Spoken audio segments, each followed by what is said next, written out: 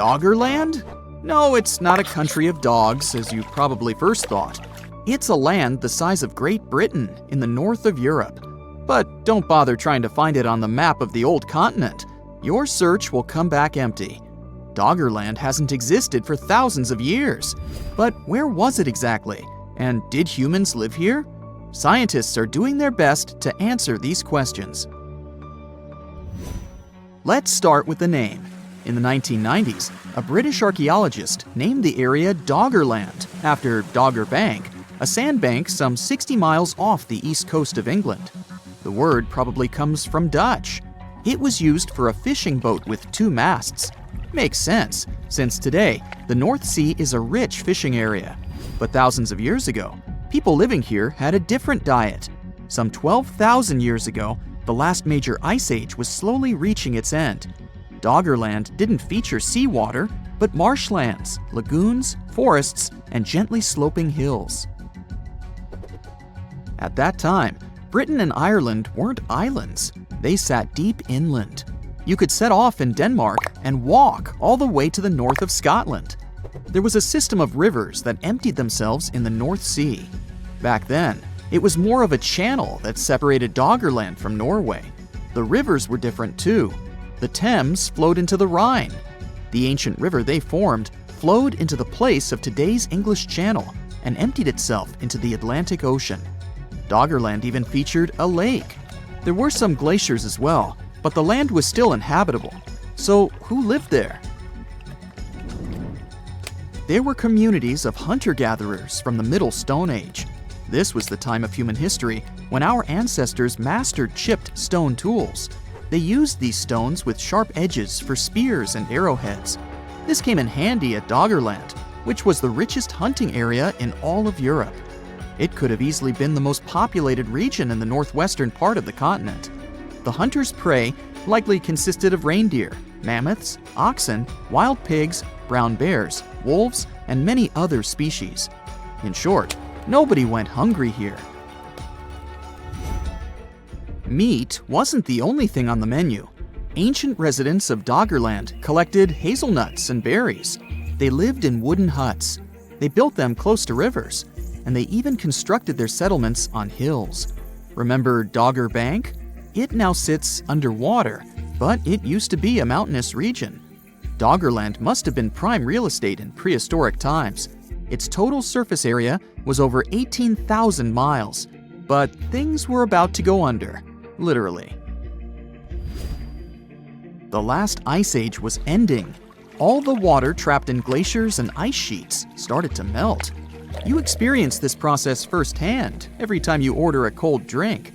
Even if you drink it bottoms up, after a while, the glass is full again. Why? Because the ice cubes have melted. Think of Doggerland as that glass. The sea levels started rising quickly. Every century, the sea flooded from 3 to 6 feet of dry land. Just imagine what this would mean today. Miami's elevation is just over 6 feet. The city would be flooded in less than 100 years. But there was one event that speeded things up. The Storegga slides were a series of submarine landslides in the Norwegian Sea thousands of years ago. And what happens when huge chunks of Earth shift suddenly underwater? Gigantic waves. You probably know what a tsunami is. Doggerland was likely pounded by several of them. They were so powerful that researchers believe they washed away Great Britain's land bridge to the rest of the continent. All that was left of Doggerland was an island the size of Wales. Scientists estimate that the waves of this ancient tsunami were at least 40 feet high. Some 6,000 years ago, Doggerlanders were on the move. They were migrating to higher grounds, England and the Netherlands in their case. The ironic part is that when we literally translate the name of the country of Netherlands into English, we get lower lands. But thousands of years ago, this was higher ground for hunter-gatherers escaping the flood. Once it was all over, the continent of Europe got the shape we easily recognize today. But Doggerland was nowhere to be seen. It's been sitting under the waves of the North Sea for 8,200 years. Does the idea of Doggerland remind you of a more famous case of a submerged land? The lost city of Atlantis comes straight to mind. But there is an important difference. Atlantis is only a legend. Everything we know about it comes from the writings of the Greek philosopher Plato. Scientists have been searching for Atlantis for a long time. And, up to this day, they can't even agree where exactly it was. Theories range from the Mediterranean to even Antarctica. Doggerland is not a myth. Everything science knows about this lost land comes from hard evidence. In 1931, a fishing boat was doing its thing off the coast of Norfolk in England. At the time, the crew would drag a net along the sea floor, sweeping everything in its path. And they caught something more than fish.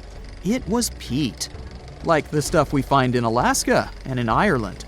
But what was it doing at the bottom of the North Sea? It didn't belong there, because seawater destroys peat.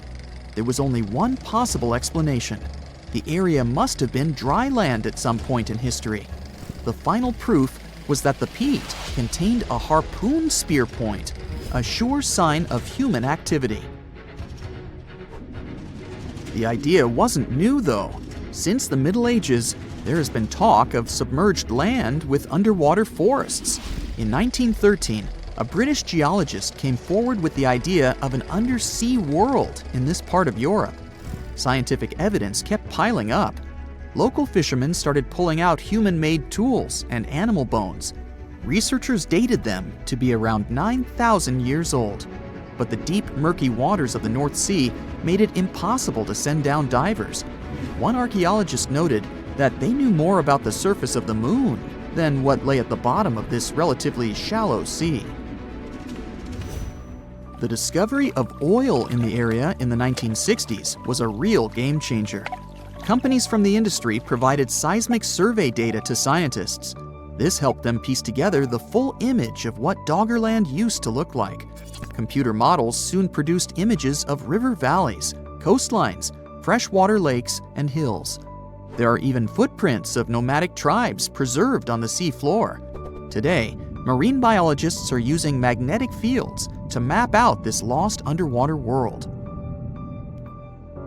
But Doggerland isn't the only place on Earth that went under the waves. Beringia is another lost world of global importance. This used to be a land bridge between Asia and North America. It got its name from the Bering Strait. It is 53 miles wide at its narrowest point. But until the end of the last ice age, this was dry land that our human ancestors called home. Genetic evidence shows that Native Americans lived in Beringia for some 15,000 years. If you want to imagine what this land looked like, think of present-day Arctic Alaska. It was a shrub tundra. There were also small willows and birches. Sorry, no woolly mammoths. Large grazing animals simply wouldn't have had enough food in Beringia, though there were probably elk and bighorn sheep in the area. But the Ice Age wouldn't last forever. Like in Doggerland, sea levels started to rise. This happened some 13,000 years ago. It wasn't all bad news, though. Scientific evidence suggests that around this time, people started moving south. They left the slowly sinking Beringia and crossed over into Alaska. From there, they populated both Americas. These were the ancestors of Native American tribes. Around 5.3 million years ago, a crucial event reshaped the Mediterranean region. It was a colossal flood that refilled the local sea, which had been extremely barren and salty up until that point. It got the name Zanclean Flood, and it forever changed the geography of the area. The Mediterranean Sea is surrounded by Europe, Africa, and Asia, and connects to the ocean by the Strait of Gibraltar. This is quite a narrow passage, measuring about 8 miles. It may not be that wide, but the strait plays a crucial role in maintaining the liquid balance between these two bodies of water. About 6 million years ago, a bunch of things might have caused the Mediterranean to be cut off from the Atlantic Ocean. Some say it was an ice age. Others speak of tectonic movements, like earthquakes. Whatever the cause, it pushed the Mediterranean area into a period called the Mycenaean Salinity Crisis. For about 1,000 years, the sea slowly evaporated. leaving behind a dry basin that was several miles below sea level. This crisis really changed the landscape, creating conditions similar to those found in today's Dead Sea. What this means is that the lush Mediterranean beauty used to be a super salty environment, containing nearly 10 times more salt than the ocean. Say you could have visited. You would have been able to effortlessly float on the little water you could find, even if you're not a skilled swimmer. The amount of salt and that mineral content would have made it challenging for most creatures to survive. However, some hardy microorganisms, such as bacteria, could have adapted to these harsh conditions. These days, at the bottom of the Mediterranean Sea, we can find holes as large as the Grand Canyon, and they seem to have formed during that same period of dehydration. Evidence suggests that massive rivers, such as the Nile and the Rhone, flowed directly into the Mediterranean back then, leaving behind canyons as they reached the bottom, thousands of feet below the sea level. People had to find some sort of explanation back in the day for the drying of the Mediterranean, so they came up with myths and legends. One such tale was told by the people of southern Iberia, in modern-day Spain and Portugal. It was also recounted by a famous Roman writer called Pliny the Elder. What this legend said was that the Mediterranean used to be cut out from the ocean until the hero Hercules, with his mighty sword, carved a path. He did so between a fictional location in modern-day Africa and the Rock of Gibraltar. This allowed the ocean waters to flow in, transforming the Mediterranean into what we know today. Some fossils also seem to confirm the unusually large flood. Remains of marine organisms were found in layers high above current sea levels. This means the areas were once submerged underwater. These fossils belong to mollusks, fish, and marine mammals. Because of modern techniques, we now have at least an estimated timing of the Zanclean flood. Scientists used computer simulations to reconstruct the event, providing further evidence that it was real. What they also discovered is that there's a possibility the Mediterranean might change once more. The Strait of Gibraltar could close, most likely because of movements deep under the ground. This could lead to the Mediterranean becoming dry again, over a span of about 1,000 years. The Mediterranean area could disappear altogether if the African continent keeps shifting north too, getting closer to Europe. Another one of those famous yet still a bit hypothetical large floods is called the Black Sea Deluge theory. Some scientists think that around 8,400 years ago, water from the Mediterranean might have spilled over into the Black Sea through a narrow passage called the Bosporus Strait. This could have caused a massive disaster, forcing people living near the Black Sea to pack up their things and move further inside the continent, in both Europe and Asia. Along with them, they might have carried stories about this colossal flood.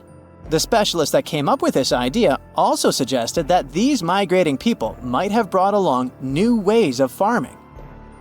Not everyone from the scientific community is convinced, though. Some argue that while there might have been a flood, it likely happened earlier and was way smaller. They didn't think this flood could have caused, for example, the story of Noah's Ark.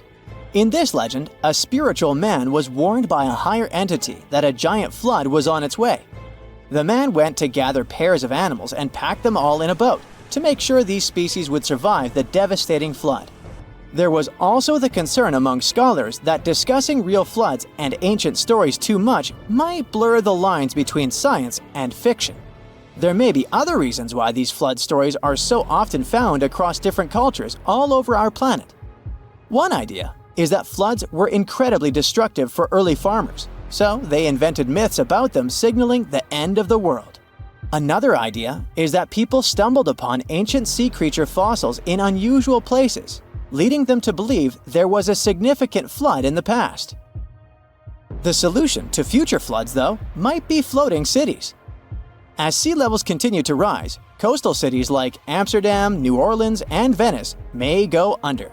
So, floating infrastructure may be the way to go, with buildings that can rise with the water levels, making them able to resist extreme weather too. Countries like the Netherlands, which have a history of managing water risks, are pioneering these floating creations. With cities running out of space for expansion, we might be forced to move on water anyway.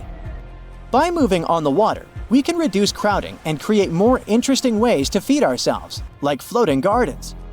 These homes also come with great alternatives to our energy needs through systems that use solar and wind power. Not to mention that these homes might turn out to be cheaper in the long run. One such floating city might pop up soon in the Maldives. Its goal is to host up to 20,000 people and will feature places to live and eat, but also shops and schools. Designed to look like coral, the region will include canals placed between some 5,000 floating pieces of land. The city will be constructed using modular units, put together in a construction site nearby. After they're completed, they'll be towed to the floating city. The next step is to secure them to a large underwater concrete hull, which is screwed tightly to the seabed on some steel stilts. All these pieces of construction let the modular units easily move as naturally as the sea. Even for those that are afraid of seasickness, there's a solution. That's what the nearby coral reef is for. It will surround the city, making a natural wave breaker. Human-made coral banks will also be placed underneath the city, which will also help coral grow naturally. The long-term goal is to make the establishment self-sufficient. It will have electricity, mostly from on-site solar power. Waste will be treated nearby and reused as plant fertilizer. Instead of air conditioning, the city will use deep-sea water cooling. This method pumps cold water from the deep sea to cool the area, saving energy. Earth is not the only planet that's seen some serious floods. In ancient times, Mars seems to have experienced them too, and they played an important role in shaping its surface. Recent research reveals that billions of years ago, Mars was heavily affected by some serious river flooding, which contributed to the formation of its valleys and canyons. The reason for these floods was heavy rainfall, which reshaped the Martian landscape in a jiffy, at times even within days or weeks. Unlike Earth, where rivers form pretty slowly, Mars experienced rapid changes because of these floods, particularly around 4 billion years ago. We've known for quite some time that there have been floods on Mars, but this study really showed us their extent. We now know they were more widespread and frequent than previously thought. In 1996, one of the most vigorous snowstorms in history hit the east coast of the U.S. It was named Blizzard of 1996. From January 6 till January 8, a huge amount of snow fell in the country. The storm was so strong that people couldn't see anything around except a white veil. Huge snowdrifts formed. People couldn't leave their homes because snow had covered all the doors and windows. Someone spent hours shoveling snow to get into the car.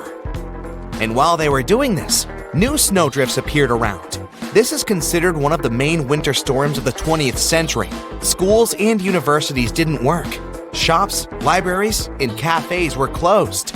You could look out of the window and see nothing but a white ice wall. The wind lifted snow into the air and blocked the movement of cars. People abandoned their cars to hide in the nearest shelter, which created many miles of traffic jams. During the snowfall, hurricanes formed and destroyed buildings. Chaos reigned everywhere. People were afraid to leave their homes. Strong wind and rain forced rivers to come out of their mouths, which caused massive flooding in nearby cities. Many states lost millions of dollars because of the destruction.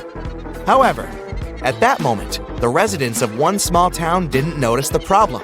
The blizzard of 1996 covered almost all of Pennsylvania, but the weather was not so bad in Delaware County, aka Delco. Neighboring cities were attacked by the storm, but not this one. Since about that time, a legend has appeared among the locals. They say their small town is protected by a mysterious weather bubble. In 2013, they called it the Delco Bubble. According to the locals, the bubble covers the entire Delaware County and protects it from all natural disasters and other hazards. Residents of a quiet, sunny town like to talk about this phenomenon, but there's no scientific evidence of its existence. It seems bad weather bypasses the district during huge storms. As soon as the hurricanes approach this place, they break up in different directions and then converge right after passing this area. All this happened according to the locals' words, without meteorological evidence.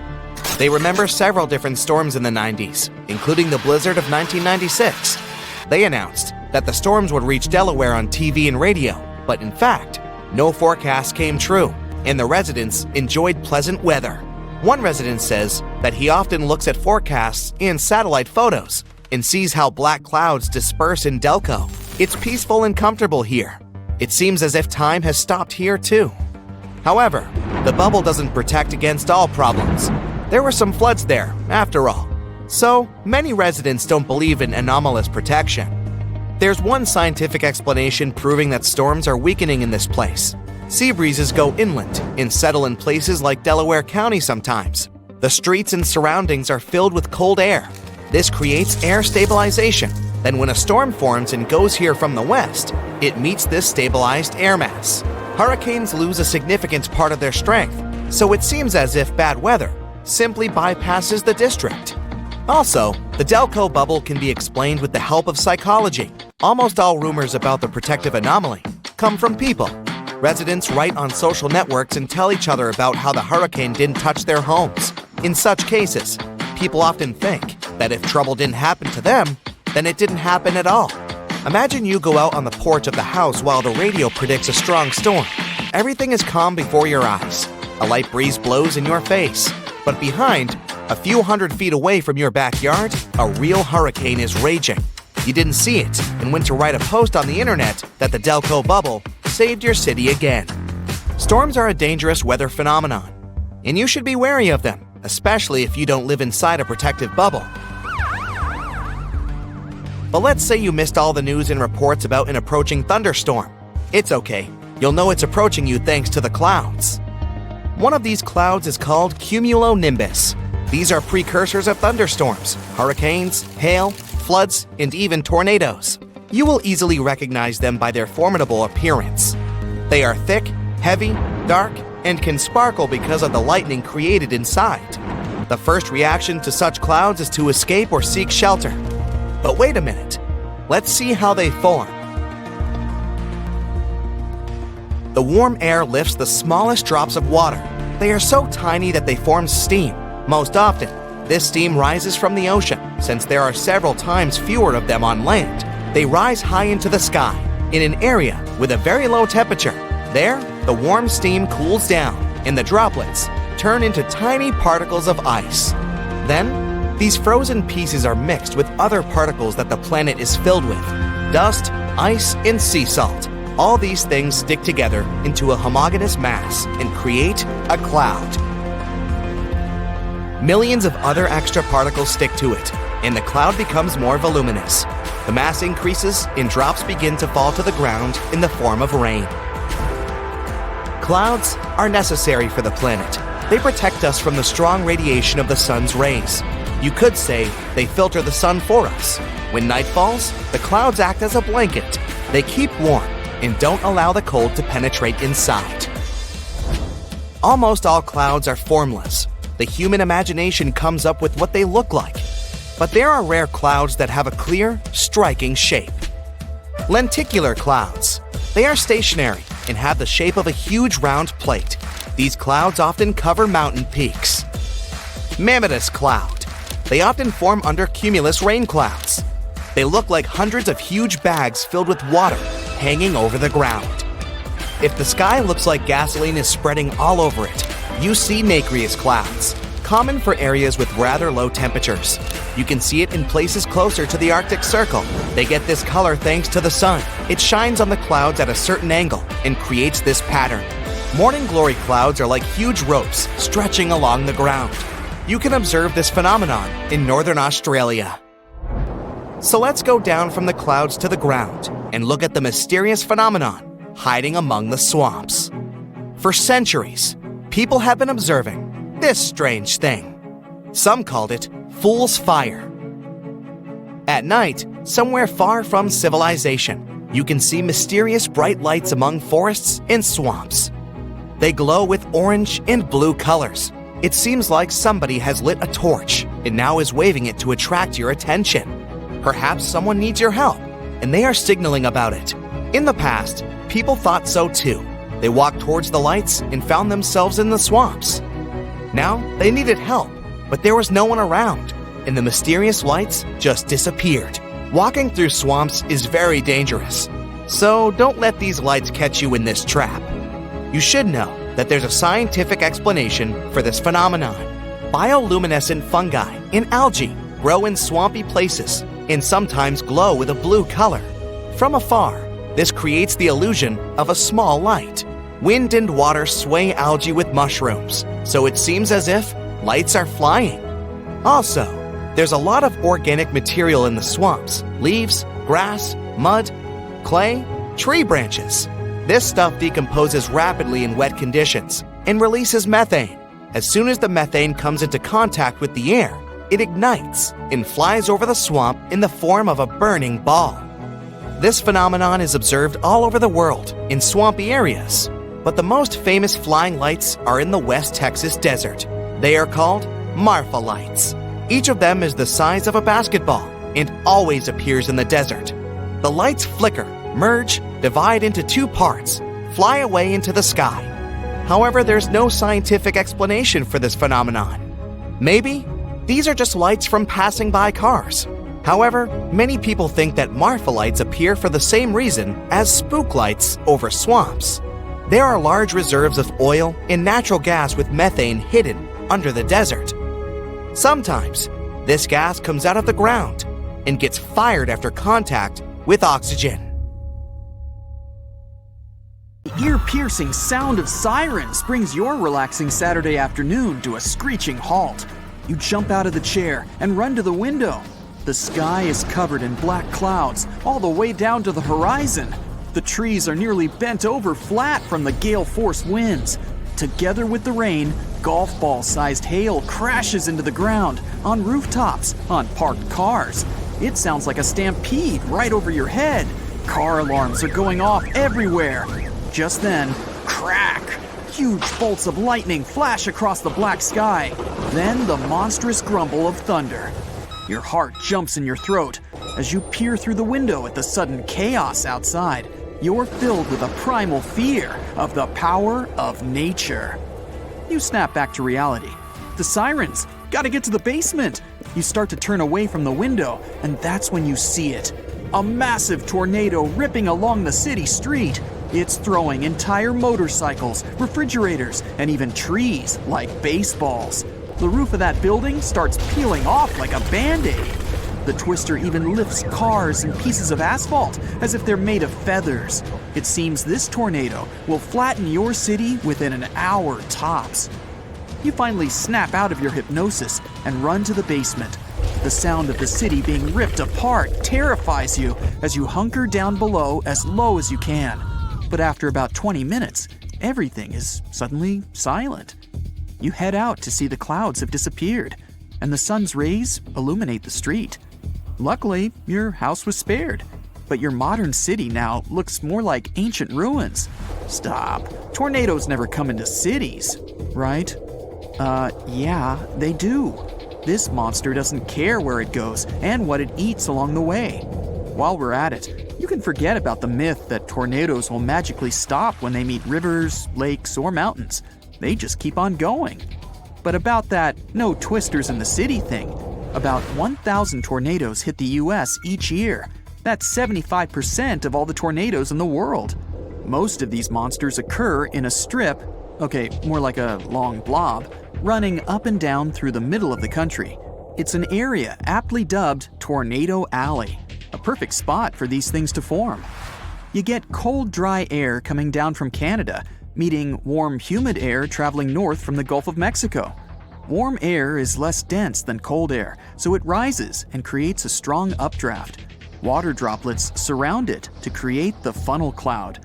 There you go, recipe for a tornado. Now, if you closed your eyes, spun around, and put your finger on a map of the US, the chances of your finger landing on a major city are pretty slim. If you gathered all the cities in the whole country into one area, it would only be 3% of the US's entire land. Just like your finger, the likelihood of a tornado striking in the city is much smaller than landing in a rural area. When it comes down to it, tornadoes can touch down in big cities. They just hardly ever do, thanks to sheer chance. Another surprising myth. You always see a tornado coming because, funnel cloud right ahead. Not true. The approaching funnel can be completely camouflaged in a wall of rain. You might finally see it when it's right on top of you. In this case, you'd better trust your hearing. First, tornado warning sirens go off if you're in a place that has them. Second, listen for a loud rumble that sounds like a train coming. That's a sure sign this beast is somewhere nearby. Many people immediately start heading for shelter when they see green clouds in the sky, because we all believe it's the #1 sign of a tornado coming. Don't buy it. Yes, a green sky is a sign of a severe thunderstorm that's powerful enough to produce tornadoes, but it's not a guarantee like many people see it. While we're at it, you know how movies show the ground ripping apart during earthquakes? The gaping hole that swallows cars, houses, entire cities? Not a shred of truth to this. A crack may appear in the ground with major earthquakes, but it rarely exceeds a couple feet wide. One of the most overspread myths out there is that lightning will never strike the same place twice. Tell that to the Empire State Building. It gets hit by bolts of lightning at least 25 times a year. Pretty sure nobody's picking the building up and moving it to different locations. Yes, lightning likes really tall things, and it's not shy to keep coming back. As for that old warning about your cell phone or jewelry attracting lightning, busted. There hasn't been any scientific support for the idea that personal objects with metal in them attract lightning. You still shouldn't be out and about during a storm though, cell phone in hand or not.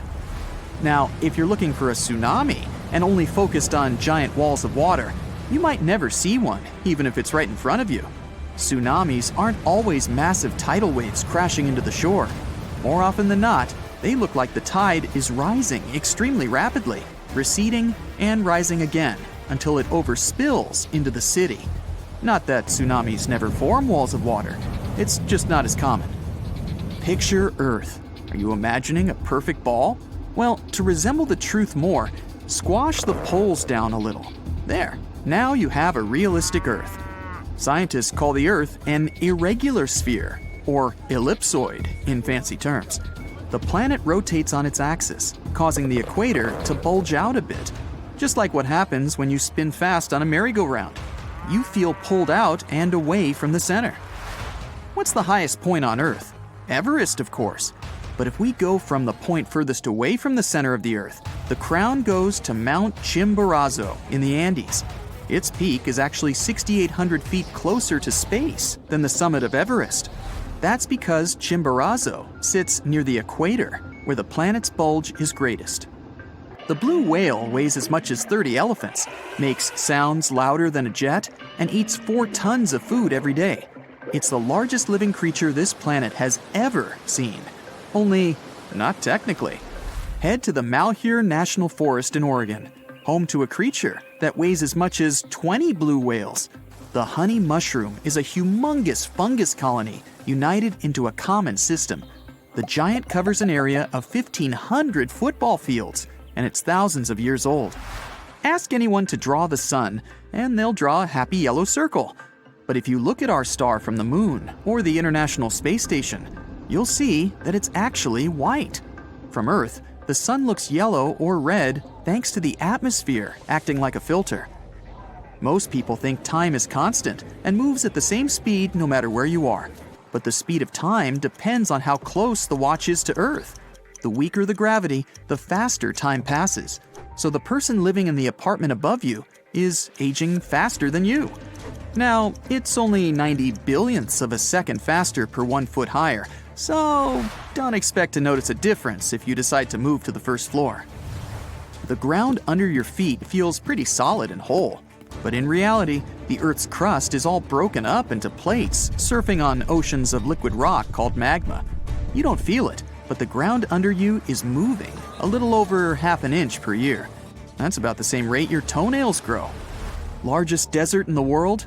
Easy, the Sahara. Nope, it's Antarctica, which is almost 2 times bigger than the Sahara. A desert isn't just a scorching sandy place where it doesn't rain. It's a place with very little precipitation, so that includes snow too. In some parts of Antarctica, it hasn't rained or snowed for millions of years. In other parts, snow does fall, though rarely. Point is, there's a myth that it doesn't snow in extreme cold. Antarctica is the coldest place on Earth, and it snows there. There is some truth to this old saying. Cold is drier. It doesn't retain moisture as well. You need moisture to produce raindrops and snowflakes. That's why there are fewer chances for snowfall when temperatures drop so low. Urbania sounds like a made-up city from a fairy tale, but it's not. It's real and located in central Italy. The town's name isn't the only strange thing about it. Every year, the local newspaper and television publish a strange weather forecast. It's based on onion wedges. Yes, you've heard it correctly. Italians from this region eagerly look forward to a forecast based on a vegetable. The tradition dates back to the Middle Ages. It's kept alive by the local school teacher. Every January 24th, she cuts a yellow onion into quarters. Then, she divides them into wedges, 12 of them for each month of the year. They lie neatly on her kitchen cutting board, facing east. The following morning, the onion is ready for interpretation. Because she sprinkled them with salt, the wedges change their texture. The woman uses these clues to forecast the weather for that year. She's been doing this for 3 decades. And before her, her father did it. Before him, her grandfather. You get the gist. Onion reading has become a family tradition. Historical records show that this practice has been going on in Urbania for centuries. Back in the day, farmers used this method of forecasting the weather to help agriculture. It was important to know exactly when to plant seeds and when to harvest crops. The method must have been accurate because up until the beginning of the 20th century, locals still trusted onions more than the official weather forecast. This isn't surprising. The first weather forecast based on scientific data was published in a British newspaper in 1861. Before this time, people did all sorts of things to predict the weather. The methods they used might seem pretty funny to us today. Take the woolly bear caterpillar as an example. This species lives in the United States and southern Canada. The legend goes that you can determine how harsh the next winter will be just by looking at the animal's color pattern. If the color brown is dominant, then the winter will be mild. That's an odd way to predict the weather, but believe it or not, it does have some grounding in science. You know who entomologists are? Yes, those are scientists who study bugs. Their research showed that the caterpillar's color is connected with how much food it has had. But there's a twist. The color reveals the harshness of the winter of the previous year. Telling the future is not the woolly bear caterpillar's forte. People think ladybugs bring luck, but they're more than good luck charms. Have you ever heard of the saying, "When ladybugs swarm, expect a day that's warm"? This is actually true. When the weather is warm outside, these lovable insects leave their hiding. But as the temperature drops before a rain shower, they fly in search of cover. Frogs can also predict rain. Right before the first droplet, these amphibians croak louder. They actually do this because they're about to mate. Frogs lay eggs in bodies of fresh water. If rain is coming, then water levels in ponds will rise. This increases the animal's chances of finding a partner to produce tadpoles.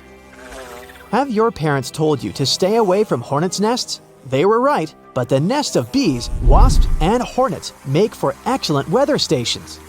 When they start building nests higher than usual, expect a colder winter with a lot of snow.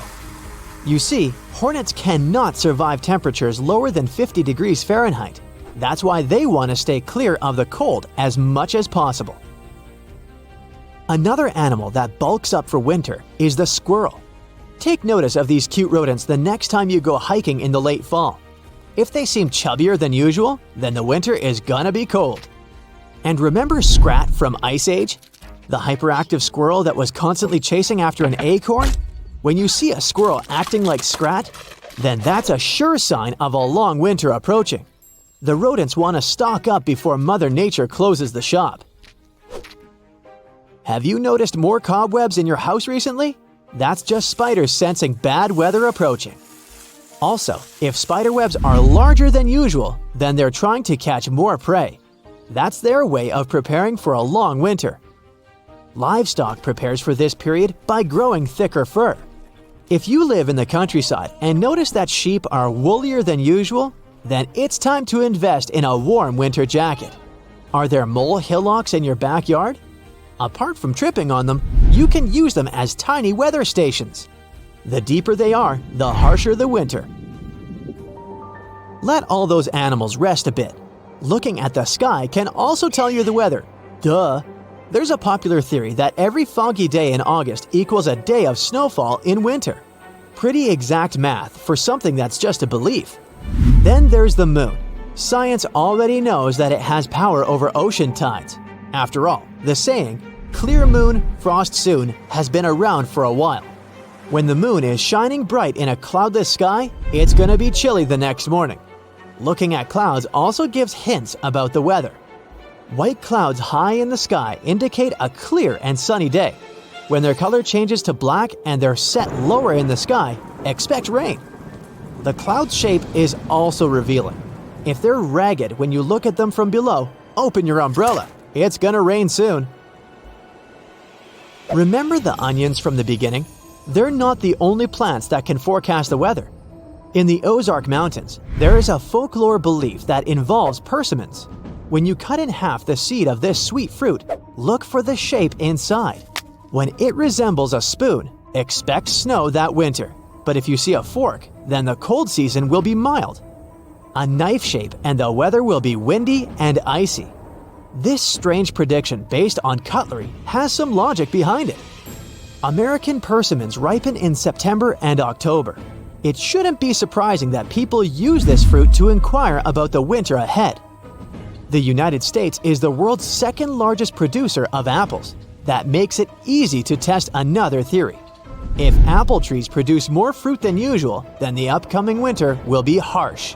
There are two explanations why this might be true. The first is that apple trees produce more food for the animals.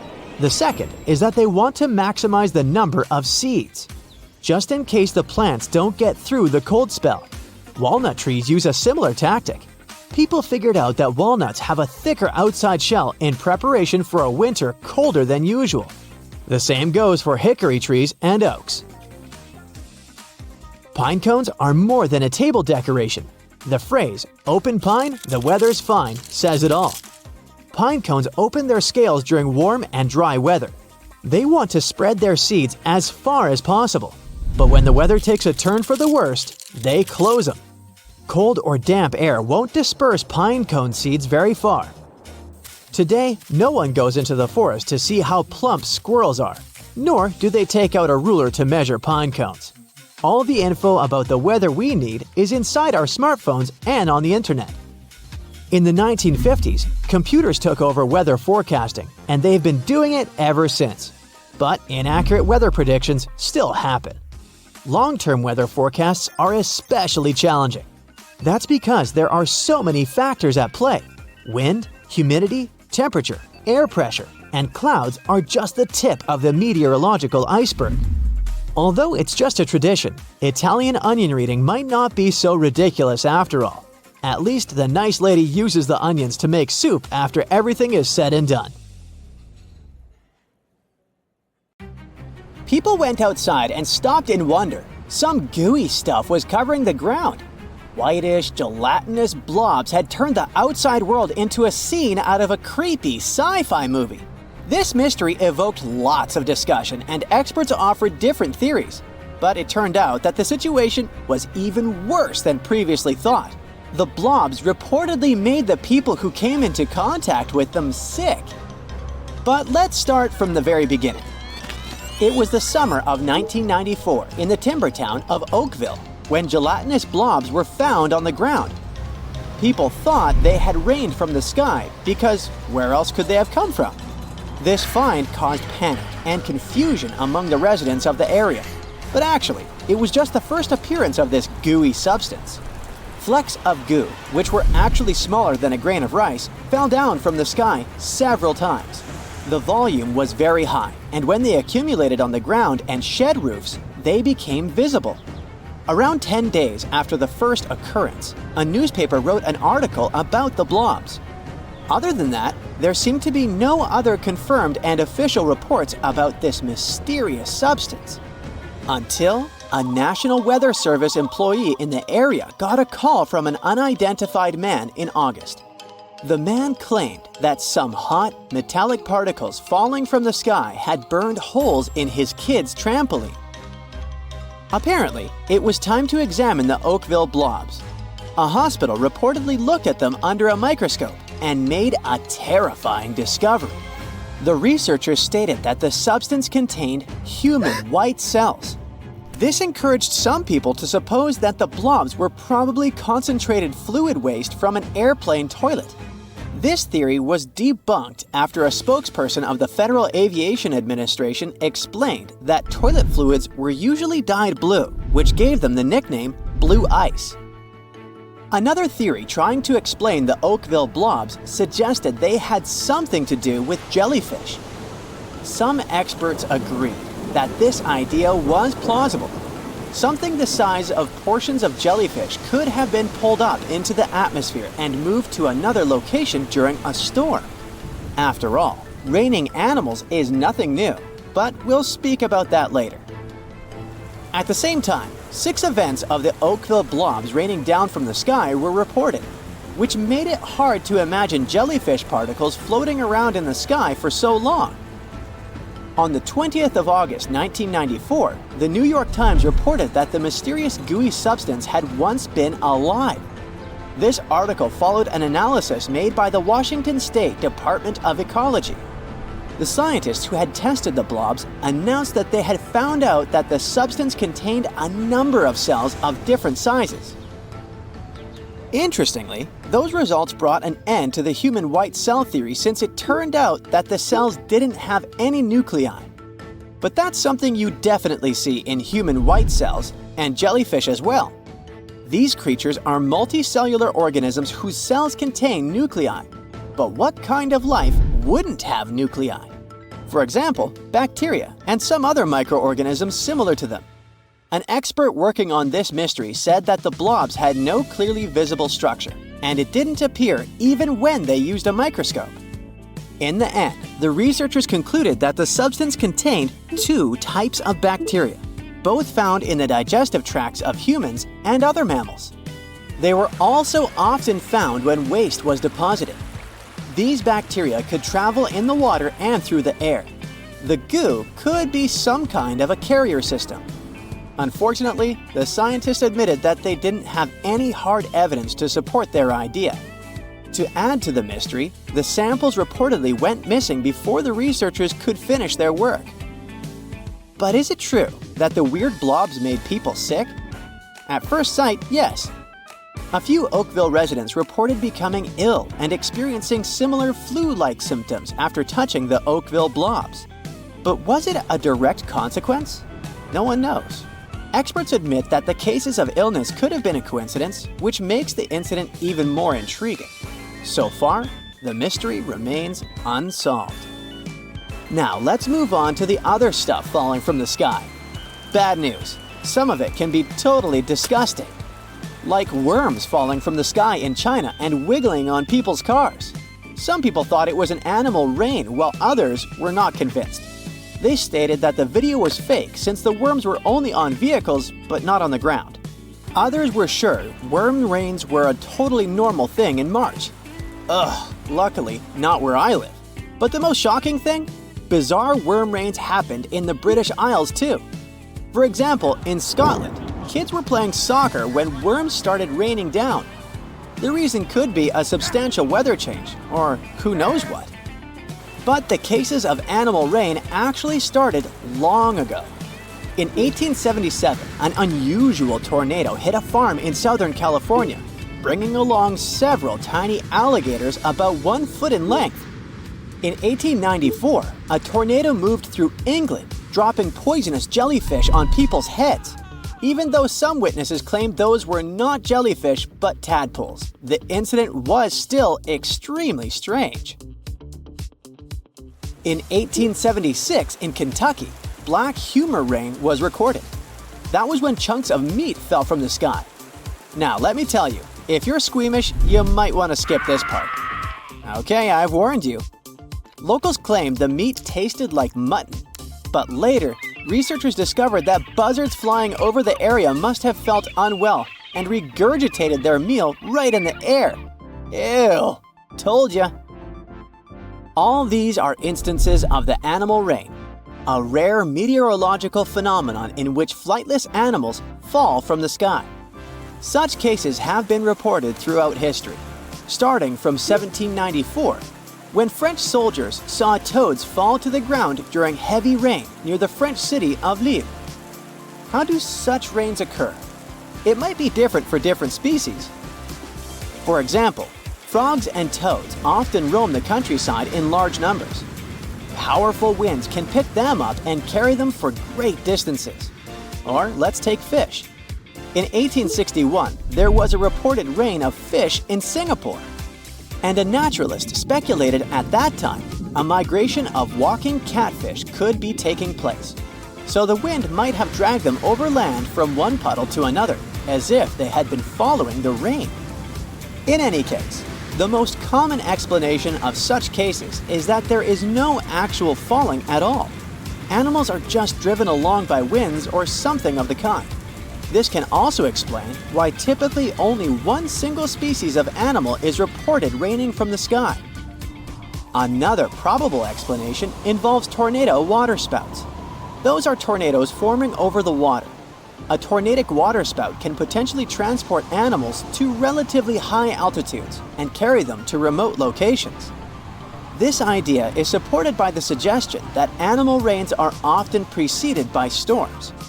At the same time, this theory doesn't explain why each incident involves just one species, not a group of similarly sized animals from the same habitat. Here are some other examples of animal rains. In 1947, fish started falling to the ground in Louisiana. And in 2005, it rained frogs in Serbia. In 2010, a small town in Australia experienced a rain of perches. These occurrences were most likely caused by tornadoes, lifting things from the ground and water and depositing them in totally different areas. Sometimes, even iguanas might fall onto your head. When it's really cold, they go into hibernation mode to survive. But even though they might look frozen, they're still alive. When it gets warmer, they start moving again. But unfortunately, while in that chilled state, they might fall down from trees, which is dangerous both for the animals themselves and for passers-by. June 29th, 1764, seemed like a regular day in one small picturesque town in Germany, Waldeck. Residents were in church.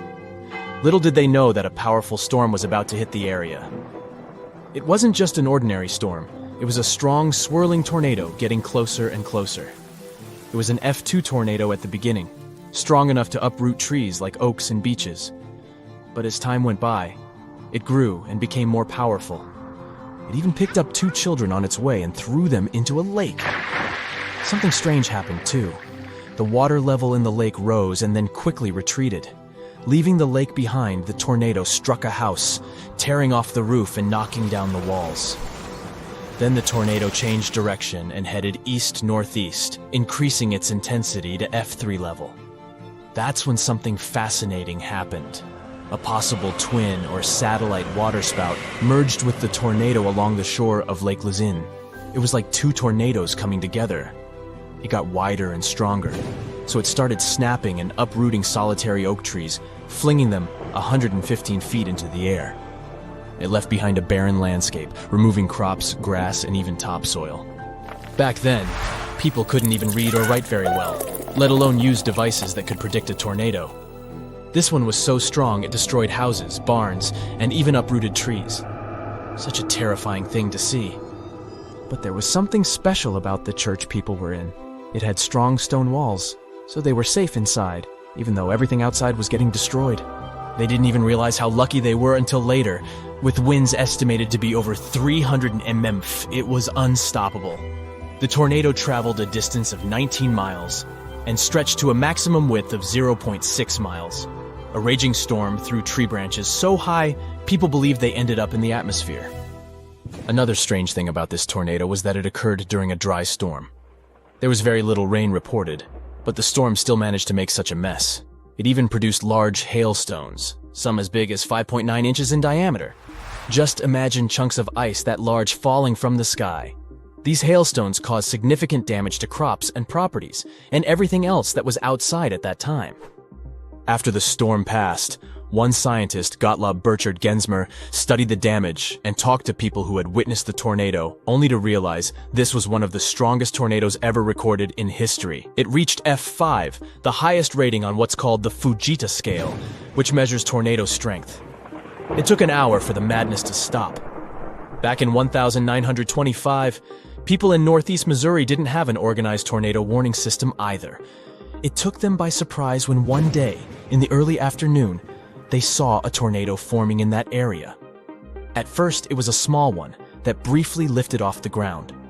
But as time went by, it started growing into a massive monster. Meanwhile, in West Frankfort, Illinois, some miners were working deep underground, about 500 feet below the surface. Suddenly, the power went out, and they knew something was wrong. They quickly started climbing up the shaft to get to the surface. When they finally made it, they were in for a terrible shock because of the devastating consequences of this giant tornado. The tornado didn't even stop there. It kept on making a mess as it traveled a long distance. It plowed through the land for a whopping 219 miles, all the way from near Redford, Missouri to the east of Princeton, Indiana. It moved at a crazy speed of 73 miles an hour. In one town, Murfreesboro, Illinois, the tornado wiped out a staggering 100 blocks of the town, plus another 70 blocks ended up destroyed by fire. In another town, Griffin, Indiana, not a single building was left standing. The tornado got weaker only at 4:30 in the afternoon. This tornado, known as the Tri-State Tornado, really made history as the worst and longest-lasting tornado ever recorded in the United States. In April 1965, people in the region of the Great Lakes started complaining about this weird heat. The forecast showed no storms for that area. It was because of thunderstorms sweeping across the upper Midwest of the United States. These storms were insane and so powerful they created 51 tornadoes in just 12 hours. The states of Indiana, Ohio, and Michigan ended up being hit particularly hard. Something unfortunate happened during this time. All this caught the forecast team, the National Severe Storms Forecast Center in Kansas City, Missouri, off guard. They quickly tried to send out warnings to let people know what was happening, but many people didn't hear the announcements because there were no outdoor tornado sirens at that time. Additionally, a lot of TV and radio stations didn't regularly broadcast weather alerts. Power was gone, and telephone lines didn't work, which meant many towns were completely cut off from communications. People couldn't receive the warnings because they didn't have access to electricity or working phones. One spring day in 1974 was especially hard because of severe thunderstorms that unleashed a series of powerful tornadoes across 13 states in the United States. These tornadoes lasted for 16 hours, and they ranged from weaker F0 to the most powerful and destructive F5 ones. At one terrifying moment, there were 15 tornadoes touching the ground at the same time. One lasted for more than 2 hours, and two others were swirling around each other like dancers. This was another big lesson, after which some changes in tornado warnings were made. In those days, weather forecasters could only warn people about a tornado if they had seen one with their own eyes, which was mostly too late. April 26, 1989, at around 6:30 in the afternoon, the sky above one district, Maniganj in Bangladesh, turned dark and ominous. The tornado began its journey from one point, Daulatpur, and moved swiftly eastward, Saturia, Maniganj Sadar. People living in that region had already been facing a severe drought, and little did they know there were even worse scenarios coming. The storm was fierce, stretching about 10 miles long and 1 mile wide. It covered a relatively small area, but it still caused enormous damage. It tore through the land and blew away buildings, thousands of trees, strong and rooted for years, and everything else in its path. The countryside of Marsala in western Sicily is really beautiful. But it wasn't so stunning on December 8th, 1851. Two fierce tornadoes suddenly swept across the land, leaving nothing but chaos. As they moved, they brought along heavy rain and hailstorms, causing even more damage to the already vulnerable farmlands. One town, Castellammare, had an amazing harbor with plenty of ships, and it suffered great damage. The news of this devastating event reached far and wide, even making its way to the Illustrated London News. The outbreak in Oklahoma from 24 years ago, May 3rd, 1999, was tough too. Just one stormy day caused enormous damage from Texas all the way up to South Dakota. At least 45 tornadoes touched down, and Oklahoma was hit the hardest with an F5 tornado. The story seemed familiar. What first seemed like a small twister quickly grew into a massive force that, at one point, measured 1 mile in width. This one ripped asphalt from roads, peeling it away in layers like fragile paper. It tore the vegetation away and even wrapped roofing materials around power lines. NASA scientists studied the area using satellites. They realized it would take between 10 to 20 years for the vegetation to fully regrow in the region where the tornado left nothing but muddy, barren land. Oklahoma is in a pretty unfortunate spot when it comes to tornadoes. Take 1947 as an example. The Woodward tornado got named after the city it had struck. This monstrous tornado was massive. It reached 1.8 miles in width, and it raced forward at an incredible speed of around 50 mph. Before reaching Woodward, the tornado had already caused a lot of mess in other towns along its path. But it was in Woodward where it unleashed its worst fury. Without any warning, it struck the city at 8:42 in the evening, catching the residents by surprise. Communication with the outside world was cut off, leaving families uncertain about the fate of their loved ones. As if one tornado isn't enough, some areas get struck by a series of them. In 1908, an outbreak of tornadoes swept across the eastern part of the United States, from Texas to Georgia and then northward from Oklahoma to Tennessee. At least 34 tornadoes touched down. Nature showed no mercy. Buildings were torn apart, and once thriving streets were reduced to rubble. The Fujita scale measures tornado strength based on two things: the speed of the winds and the amount of destruction caused. F5 tornadoes are the strongest, most destructive ones. I mean, some people talk about F6 tornado with winds that could blow at over 300 miles per hour. If this one was passing by, you'd definitely know how Dorothy felt. Luckily, F6 exists only in stories, and Oz is the last place you are likely to end up at.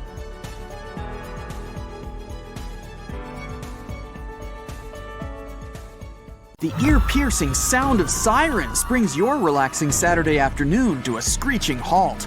You jump out of the chair and run to the window. The sky is covered in black clouds all the way down to the horizon. The trees are nearly bent over flat from the gale-force winds. Together with the rain, golf ball-sized hail crashes into the ground, on rooftops, on parked cars. It sounds like a stampede right over your head. Car alarms are going off everywhere. Just then, crack! Huge bolts of lightning flash across the black sky. Then the monstrous grumble of thunder. Your heart jumps in your throat as you peer through the window at the sudden chaos outside. You're filled with a primal fear of the power of nature. You snap back to reality. The sirens! Gotta get to the basement! You start to turn away from the window, and that's when you see it. A massive tornado ripping along the city street. It's throwing entire motorcycles, refrigerators, and even trees like baseballs. The roof of that building starts peeling off like a Band-Aid. The twister even lifts cars and pieces of asphalt as if they're made of feathers. It seems this tornado will flatten your city within an hour tops. You finally snap out of your hypnosis and run to the basement. The sound of the city being ripped apart terrifies you as you hunker down below as low as you can. But after about 20 minutes, everything is suddenly silent. You head out to see the clouds have disappeared, and the sun's rays illuminate the street. Luckily, your house was spared, but your modern city now looks more like ancient ruins. Stop. Tornadoes never come into cities, right? Yeah, they do. This monster doesn't care where it goes and what it eats along the way. While we're at it, you can forget about the myth that tornadoes will magically stop when they meet rivers, lakes, or mountains. They just keep on going. But about that no twisters in the city thing, about 1,000 tornadoes hit the US each year. That's 75% of all the tornadoes in the world. Most of these monsters occur in a strip, okay, more like a long blob, running up and down through the middle of the country. It's an area aptly dubbed Tornado Alley, a perfect spot for these things to form. You get cold, dry air coming down from Canada, meeting warm, humid air traveling north from the Gulf of Mexico. Warm air is less dense than cold air, so it rises and creates a strong updraft. Water droplets surround it to create the funnel cloud. There you go, recipe for a tornado. Now, if you closed your eyes, spun around, and put your finger on a map of the US, the chances of your finger landing on a major city are pretty slim. If you gathered all the cities in the whole country into one area, it would only be 3% of the US's entire land. Just like your finger, the likelihood of a tornado striking in the city is much smaller than landing in a rural area. When it comes down to it, tornadoes can touch down in big cities. They just hardly ever do, thanks to sheer chance. Another surprising myth. You always see a tornado coming because, funnel cloud right ahead. Not true. The approaching funnel can be completely camouflaged in a wall of rain. You might finally see it when it's right on top of you. In this case, you'd better trust your hearing. First, tornado warning sirens go off if you're in a place that has them. Second, listen for a loud rumble that sounds like a train coming. That's a sure sign this beast is somewhere nearby. Many people immediately start heading for shelter when they see green clouds in the sky, because we all believe it's the #1 sign of a tornado coming. Don't buy it. Yes, a green sky is a sign of a severe thunderstorm that's powerful enough to produce tornadoes, but it's not a guarantee like many people see it. While we're at it, you know how movies show the ground ripping apart during earthquakes? The gaping hole that swallows cars, houses, entire cities? Not a shred of truth to this. A crack may appear in the ground with major earthquakes, but it rarely exceeds a couple feet wide. One of the most overspread myths out there is that lightning will never strike the same place twice. Tell that to the Empire State Building. It gets hit by bolts of lightning at least 25 times a year. Pretty sure nobody's picking the building up and moving it to different locations. Yes, lightning likes really tall things, and it's not shy to keep coming back. As for that old warning about your cell phone or jewelry attracting lightning, busted. There hasn't been any scientific support for the idea that personal objects with metal in them attract lightning. You still shouldn't be out and about during a storm though, cell phone in hand or not. Now, if you're looking for a tsunami and only focused on giant walls of water, you might never see one, even if it's right in front of you. Tsunamis aren't always massive tidal waves crashing into the shore. More often than not, they look like the tide is rising extremely rapidly, receding and rising again until it overspills into the city. Not that tsunamis never form walls of water, it's just not as common. Picture Earth. Are you imagining a perfect ball? Well, to resemble the truth more, squash the poles down a little. There, now you have a realistic Earth. Scientists call the Earth an irregular sphere, or ellipsoid in fancy terms. The planet rotates on its axis, causing the equator to bulge out a bit, just like what happens when you spin fast on a merry-go-round. You feel pulled out and away from the center. What's the highest point on Earth? Everest, of course. But if we go from the point furthest away from the center of the Earth, the crown goes to Mount Chimborazo in the Andes. Its peak is actually 6,800 feet closer to space than the summit of Everest. That's because Chimborazo sits near the equator, where the planet's bulge is greatest. The blue whale weighs as much as 30 elephants, makes sounds louder than a jet, and eats 4 tons of food every day. It's the largest living creature this planet has ever seen. Only, not technically. Head to the Malheur National Forest in Oregon, home to a creature that weighs as much as 20 blue whales. The honey mushroom is a humongous fungus colony united into a common system. The giant covers an area of 1,500 football fields, and it's thousands of years old.